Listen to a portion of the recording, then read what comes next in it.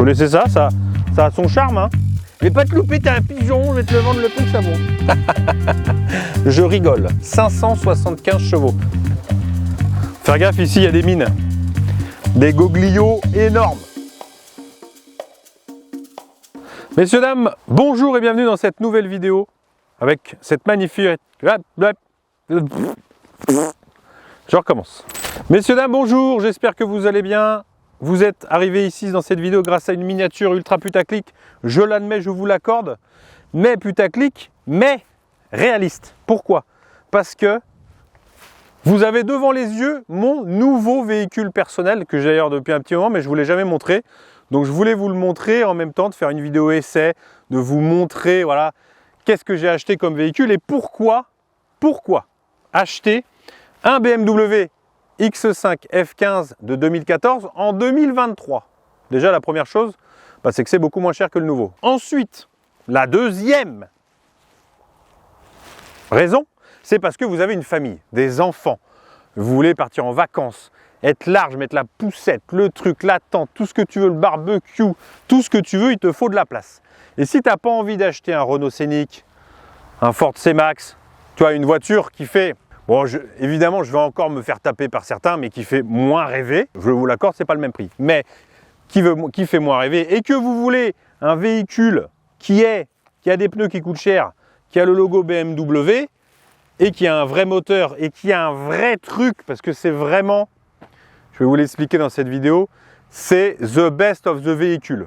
Voilà, je le dis, je démarre la vidéo comme ça, c'est the best of the véhicule.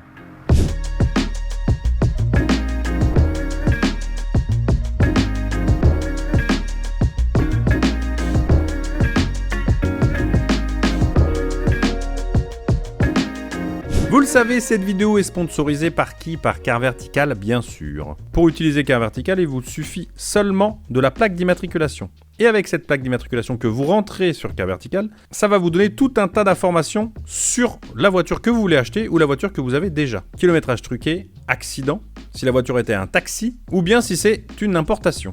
Toutes ces informations sont très importantes, donc n'hésitez pas, vous avez un lien dans la description, c'est cadeau. Allez-y, faites-vous plaisir et surtout, vérifiez bien votre voiture avant de l'acheter. Avant de commencer sur ce X5, donc F15 de 2014, je dois vous parler un petit peu de la famille, d'accord? Premier X5, année 2000, E53. À l'époque, ils rigolaient pas. Ils ont sorti avec le moteur 4 litres 4 V8 directement.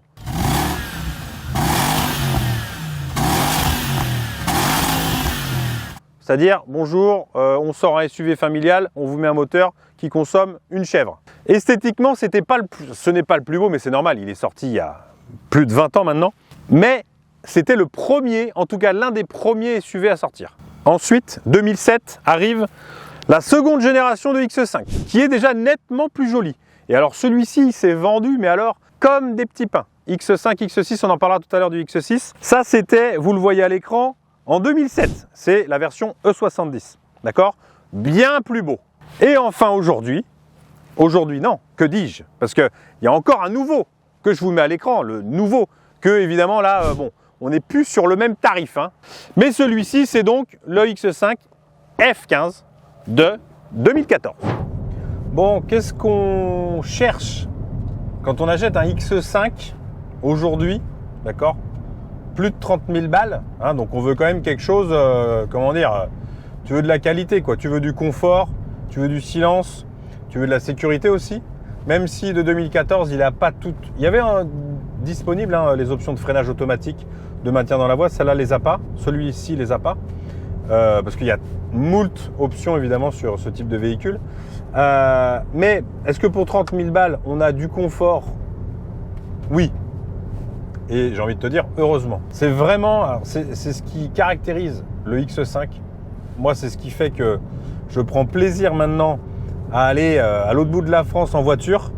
C'est que tu as vraiment un confort. Enfin, voilà. C'est ce qui caractérise, le X5. C'est vraiment le confort et c'est vrai que c'est vraiment cool.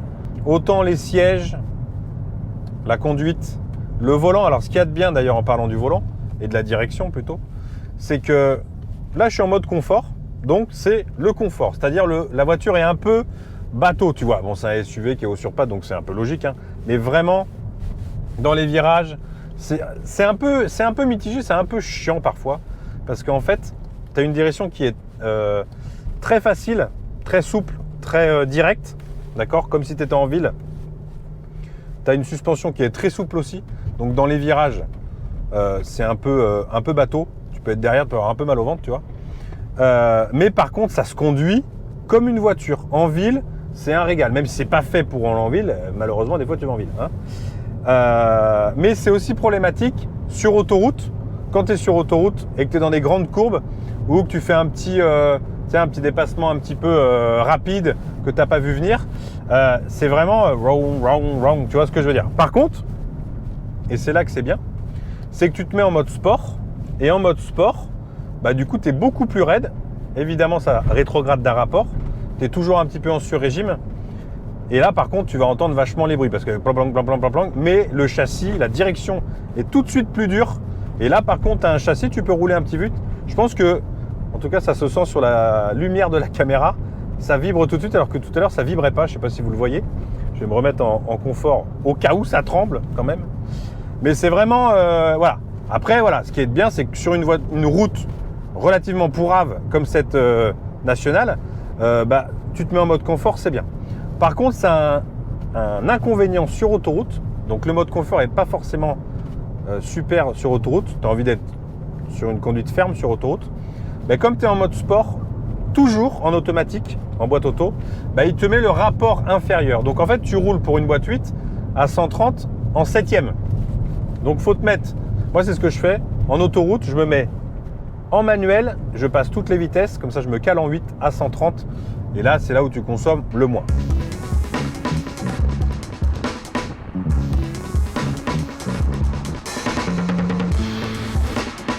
Hop là! Alors, niveau motorisation, il est dégueulasse. Il est vrai, il faut le dire. Celui-ci, X5, 3 litres, D, X-Drive, de 258 chevaux, 6 cylindres en ligne, turbo. Le basique. Alors évidemment, il est sorti du 4 cylindres en 230 chevaux, d'accord. Sur ce modèle-là, c'est le 25D, si je ne dis pas de bêtises. Pas ouf. Et ça monte jusqu'au M50D. Vous en voyez de temps en temps avec écrit en gros derrière M50D au-dessus du feu. Là, on est sur 381 chevaux, messieurs, dames, en diesel. Donc je peux te dire que là, à mon avis, tu y vas. Hybride, ensuite, il y a eu de l'hybride 4 cylindres avec un moteur essence. Celui-là, c'est pareil, il est à fuir. D'ailleurs, celui d'après qui est sorti, ils l'ont remis en hybride, mais avec un 6 cylindres en ligne et qui s'appelle, je crois, le 45E ou I. Ça dépend dans quel accent tu le fais. Et ensuite, il y a évidemment, parce qu'on est chez BMW, on est chez Motorsport, on est donc sur de l'essence 6 cylindres jusqu'au V8 sur le X5M qui fait 575 chevaux. Je rigole, 575 chevaux. Un jour, je vous le dis, je le signe, vous en verrez un sur la chaîne. Le même, en gris. Folie furieuse. Alors pour l'instant, on se calme, on commence tout doucement avec celui-ci. Donc je vous l'ai dit, 24 soupapes, 3 litres 258 chevaux, c'est, vous allez voir après en conduisant, c'est parfait, c'est ce qu'il faut. Boîte auto, 8 rapports, ZF, nickel chrome. Voilà, le seul défaut c'est qu'il est sale, mais ça, ce n'est pas votre problème. Comme on parle motorisation, on va se faire évidemment un petit 0 à 100 qui est donné pour 7 secondes, je crois. Vous allez le voir, vous, à l'écran. Ce que ça donne, on se met en mode sport. Et attention, c'est parti. Je m'attendais pas à ça. Et on passe les 100. Ça marche. Ça marche. C'est lourd, mais 258 chevaux quand même. Parlons chaussement, chaussures, pneus. Argent, parce que là, du coup, ça coûte beaucoup d'argent. Alors, nous sommes sur, à l'avant, parce que l'arrière, évidemment, c'est plus gros. 255,50,19. C'est important de connaître, quand tu achètes une voiture, le prix des pneus quand même, parce que c'est ce que tu changes régulièrement. Enfin, régulièrement, pas trop, faut pas trop non plus. Alors, c'est du run flat. C'est un X5, c'est du run flat. C'est du 107W. Derrière, je crois que c'est du 285. Donc, autant te dire que c'est énorme. D'accord, c'est gros. Combien ça coûte en run flat en Pirelli? 245 € environ le pneu. d'accord, en run flat. Tu n'es pas obligé de mettre du run flat, mais le run flat, tu sais ce que c'est. Si jamais tu crèves, tu peux continuer de rouler avec. C'est pour ça que maintenant, il n'y a plus de roue de secours. Voilà. Sauf que le run flat, ça coûte très cher. Là, imaginons, tout va mal. Vous avez les 4 pneus à faire. C'est même pas imaginons, tout va mal. 4 roues motrices, vous changez les 4 pneus. Sinon, ça fait des problèmes. Les 4 pneus d'un coup. Donc, c'est 1000 balles de pneus, plus la montre. Enfin, voilà, en gros, tu en as pour 1002, 1003. À l'arrière, j'ai pas trouvé les prix, parce qu'il n'y avait pas de disponible en Pirelli. Donc, j'ai pas trouvé. Et ensuite, parce que ça, plaquette disque, ça, vous pouvez le faire vous-même. Après tout, hein. Plaquette disque en Brembo, tu es sur du 150 €. 150 € le disque et la paire de plaquettes. Ok? Donc voilà. Il faut le savoir, quand tu achètes ce type de véhicule, quand tu vas passer à la caisse pour les pneus, tu vas avoir mal. Tu vas pleurer. Comme on parle de freinage, de disques, de plaquettes, on va se faire un petit test de freinage, hein, tout ce qu'il y a de plus, ça ne sert à rien. Mais on a envie de le faire. Je me bloque à 50 au limiteur et je vais piler sec. Je vais m'accrocher parce que sinon, ça va me faire mal. Attention. C'est toujours horrible ça. Ah. Start. Et le stop. Toujours horrible hein, le freinage. Hein. Mais ça freine. Vous voyez, ça freine. Ça, évidemment, ça s'écrase, mais ça freine. Alors là, vous l'avez remarqué. Et quand même, depuis le début de la vidéo, si vous ne l'avez pas compris, bon bah, je sais pas, changez vos oreilles, c'est un X5. Vous avez évidemment, et ça vous le voyez aussi beaucoup, parce qu'on voit presque plus de X6 justement, que de X5 sur la route. Pourquoi? Je ne sais pas. Le X6, on va pas se mentir, c'est une grosse voiture, sans coffre, c'est un peu une voiture de frimeur. Un peu comme l'X5. Du coup, oubliez ce que je vous ai dit, c'est pas important. Il n'y a pas de... Voilà. Laissons tomber. Repassons à nos moutons. Donc, X5, gros coffre. Regardez, par magie, je peux faire quelque chose d'inhabituel.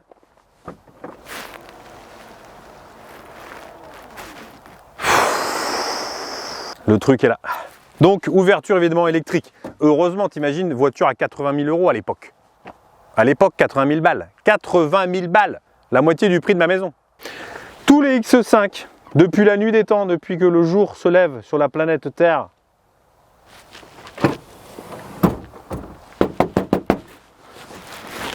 pour faire le chasseur. C'est pas beau ça? Non, en vrai, c'est très bien quand c'est comme ça. Mais en vrai, c'est ultra chiant parce que quand tu veux aller, tu vas chercher un truc, tu es obligé de le refermer, d'aller le chercher, de le rouvrir. C'est un peu chiant. Mais ça y est depuis tous les X5, d'accord? Et ensuite, regardez, la cachette surprise. Ça paraît pas, mais il y a énormément de place ici. Vous pouvez mettre tous les sacs un peu mous, de fringues, les sacs poubelles, enfin voilà, tout ce qui est drogue dure, douce. Vous pouvez mettre ça là et personne ne le verra. Regardez, ça se voit pas. J'ai mis ça dessus. Et en plus, il y a un bac plastique pour mettre la bouteille de vodka, mon gars. Tu vois, petite bouteille de vodka. Ah non, c'est de la Deblue. Tu peux boire de la Deblue si tu veux. Je ne sais pas ce que ça va donner, mais tu peux essayer. Non, vraiment, il y a vraiment excessivement de place et c'est vraiment très cool. Regardez, c'est magnifique. C'est pas beau? Putain, une fortune, j'ai payé ça et regarde ça, il gondole, c'est dégueulasse. Et évidemment,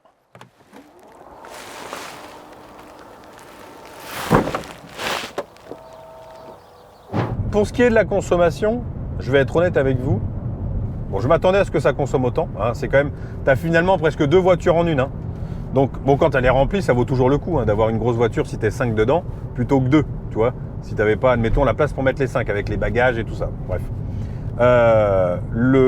Donc, du coup, forcément, l'inconvénient, c'est la consommation. Alors, il y a marqué, bon, à l'époque, en plus, il mentait, donc, mais sur Wikipédia, je crois que c'est marqué 7 litres en mixte. T'es pas du tout à ça. Hein. Moi, en mixte, je fais vraiment, en plus, un bout d'autoroute, un bout de ville, un bout de national pour travailler. C'est quasiment un tiers. Bah, je suis à 9 litres 9. Le seul moment où je descends la moyenne de conso, c'est quand je suis sur une départementale à 80 ou à 90. Là, j'arrive à descendre à 8 litres 5. Donc, mais voilà, toujours pareil. T'achètes pas un véhicule comme ça si tu t'attends pas à consommer. C'est une grosse bête, tu vois, donc faut forcément, c'est un 6 cylindres en ligne en plus, donc forcément, bah, ça consomme. Faire gaffe, ici, il y a des mines, des gogliots énormes. Regardez, celui-là, il a été bouffé par les chiens. Pourquoi ce bâton? ¿Por qué el batones? c'est le test. Ceux qui connaissent, mettez-le dans les commentaires. Je ne suis pas le premier, j'ai volé l'idée. Je l'admets, j'ai volé l'idée. Regardez. Ceci est de vraies sorties d'échappement double. On peut laisser ça a son charme. Hein. On pourrait laisser ça comme ça. Non, pas terrible. Ah si, mais il y a un truc en plus que j'ai complètement oublié de vous dire. Regardez. Bougez pas. Regardez.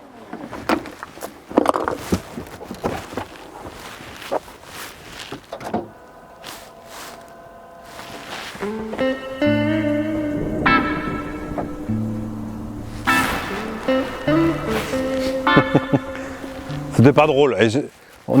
C'est bon, on peut plus faire de blagues maintenant. Boule apparente.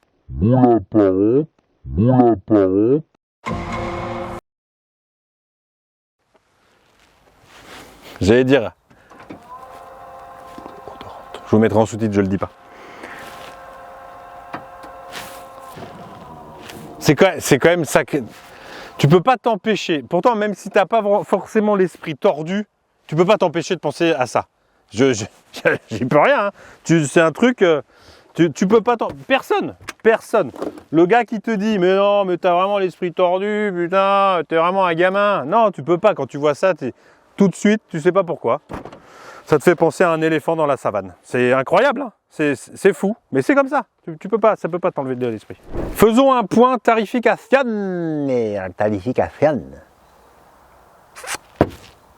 33 000 €. C'est le prix que je me le suis vendu. Alors, me suis pas fait de cadeau. Hein. J'ai dit, toi, mon gars, je vais pas te louper, t'es un pigeon, je vais te le vendre le prix que ça vaut. Je l'ai acheté le prix que ça valait. D'accord 125 000 km. Donc, on est à peu près. Alors, il n'avait pas beaucoup de kilomètres pour le prix. Ouais, c'est ça que je voulais dire. Après, vous avez des mêmes modèles avec les jantes en 20, toit ouvrant, en 40D, parce qu'il y a plusieurs, il y a le 25D, 30D, 40D, 50D, ok. Le 40D qui fait 300 chevaux, donc 50 chevaux de plus. Celui-ci, une petite reprogrammation lui suffirait, hein, mais on va le laisser comme ça suffit amplement. Là, faut compter le même tarif, mais tu seras plus sur du 180 000 km et forcément peut-être en moins bon état. Mais il faut bien penser que c'est une caisse qui valait quand même un tout petit peu moins de 80 000 balles à l'époque quand même. Hein. Il y a maintenant 8 ans quand même. Ça prend une sacrée décote. Mais 80 000 balles, hein. Oh là là. Waouh. C'est cher. Alors, déjà premièrement, il faut un escabeau pour monter dedans. Hop. Ah. Mais qu'est-ce qu'on est bien. Mais ça on le verra. Vous le verrez quand on roule. Regardez, alors ça fait partie aussi du paquet. Les sièges sont légèrement différents. Le volant en cuir avec le sans paquet, mais il est quand même vachement moins beau. Il a une espèce de gros truc au milieu, c'est pas terrible. Pas terrible et j'aime pas du tout. Hein. Évidemment, démarrage sans clé. Le volant, regardez, ça c'est génial. Évidemment, siège électrique, réglage du volant électrique et vous avez forcément la possibilité de enregistrer les paramètres et ça fait les rétros, le volant, enfin bon, bref, ça tout le monde connaît. Évidemment que vous avez aussi, alors c'est pas une évidence, quoique sur un X5 je pense que c'est quand même le minimum, les sièges chauffants, ça c'est trop bien. Les commandes au volant évidemment, les palettes au volant, parce que c'est une boîte automatique 8 rapports, ça n'existe que, j'ai un 1% de doute, mais il me semble que ça, non j'ai plus de doute, ce n'est que en boîte automatique. 8 rapports, vous avez évidemment les boutons sport, vous avez évidemment la molette, regardez, hop, la mi-molette, menu, donc on est dessus, voilà, bon vous avez la radio, waouh, on se calme, la radio, le GPS, vous pouvez mettre le GPS sur un seul écran, vous pouvez zoomer, c'est magique, c'est merveilleux, évidemment vous avez la clim bizone, bien entendu. Après c'est du BMW, alors c'est beau, c'est voilà, bon il a un peu vieilli évidemment, forcément. Mais c'est pas non plus extravagant, tu vois, c'est simple, il y a une barre là, un insert ici, du plastique. C'est simple mais c'est efficace. Voilà, si on peut dire ce qu'il en est, c'est simple, c'est efficace. Vous avez le petit bouton là pour ouvrir le coffre à l'arrière, ça c'est bien, quand il y a quelqu'un qui sort et qui veut mettre quelque chose dans le coffre. Et là vous avez un sacré rangement avec une prise auxiliaire, un USB, comment on appelle ça, frein à main électrique. Vous avez évidemment, hop là, la caméra des recul. Alors attendez, que je me trompe. Là, hop. les radars de recul, la caméra de recul. Alors sur celui-ci, pas de taux ouvrant, plus cher, et pas de 360. Voilà, moi j'ai que la caméra de recul. Ce qui est marrant, quand vous voulez vous garer à la précision, vous mettez zoom attelage, et ça c'est tellement drôle. Vous vous garez pile poil là où vous êtes. Ah, c'est génial. Vous êtes un peu... voilà. Ensuite, bon bah que dire, rien de particulier, les vitres électriques évidemment. Voilà, le compteur, tout ce qu'il y a de plus simple. Il y a l'efficience dynamique avec le petit bout de batterie qui sert strictement à rien parce qu'il n'y a pas de régénération de batterie là-dessus. Donc je ne sais pas trop à quoi ça ressemble, à quoi ça sert. Vous avez le start and stop et puis c'est tout et c'est déjà pas mal. Le Bluetooth, on en parlera un petit peu plus tard aussi. Le CD, voilà. C'est une voiture. Tout ce qu'il y a de plus simple des années 2014-2015.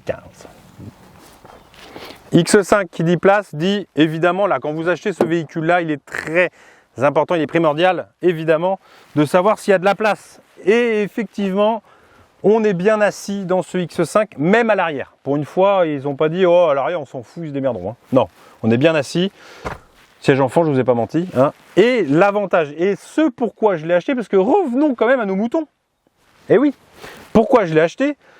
Parce que déjà il y a de la place, c'est large, c'est haut. Quand tu pars en famille à 5, il te faut de la place, tu vois. Et en plus, comme vous le savez, enfin pas tous, les sièges enfants, ça se met forcément à gauche ou à droite. Il n'y a jamais d'isofix au milieu.